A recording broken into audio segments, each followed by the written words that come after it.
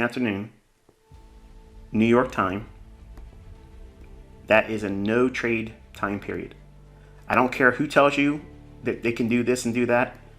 If you're learning from me, just don't trade during that time, okay? Not even in demo, because just trust me, don't do it, okay?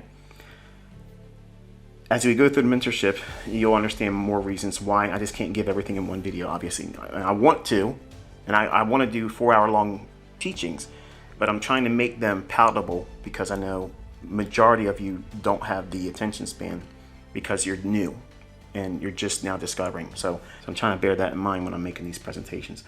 So you have your daily range on an intraday basis all set up and laid out. So these are your boundaries. Your morning trade is between 8:30 in the morning. Why? Because there's news events that come out at 8:30.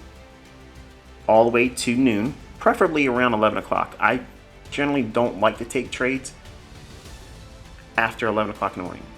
Now, that doesn't mean I haven't or that I won't. I just generally try not to. I want to try to be positioned before 11 o'clock and hopefully be riding something into the New York lunch at noon.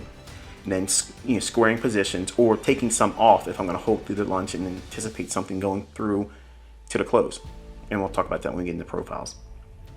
Not volume profile, okay?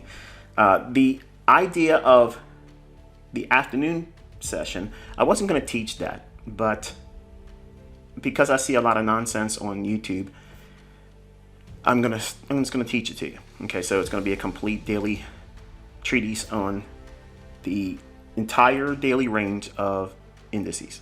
So that way, if your interest is in this asset class, you'll have a far better chance of being successful, in my opinion, using the information I'm going to give you. Okay, and I'm proving it with actual executions, as you'll see later in the video. All right, so we're looking at prior to 8:30. What are you looking for? Okay, I got a lot of questions in the comment section. I'm reading all the comments, folks. I love it because it's real short little snippets. I know a lot of my students, they like to send me these really long-winded, appreciative emails, and then they give me one chart that doesn't really explain much to me, and I can't really answer it. So the comment section that I'm opening up on every one of these videos, if you haven't noticed, I'm allowing one comment that to kind of like honor those individuals that are showing appreciation and they're not gratuitously looking to praise me. I don't like that, okay? I like the appreciation for my time and energy and sacrifice, giving it to you for free, but I don't want to be worshipped, okay? I don't want all that kind of stuff. Don't call me the GOAT. Don't call me the greatest of all time. I don't like that kind of stuff. But if you have something that you want me to touch on and improve a delivery or explanation of a specific thing I mentioned in a video, I may already have something in a future lesson planned, but if it's something that I don't have in my outline that's going to be in future videos, I'll utilize the feedback I get. Okay, so that way, I understand some of you want everything all at one time, and there's no way I can do all that in one time. But I am taking the feedback I'm getting from you all, and I'm using that, okay? But one of the questions I got was, what highs and lows are we looking for that, a stop run would be framed on, or what would be the catalyst for a stop hunt?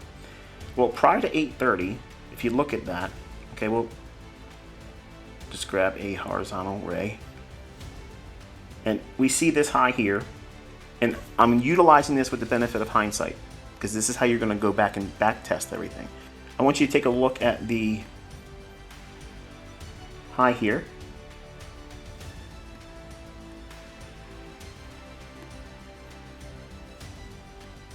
and the low right here.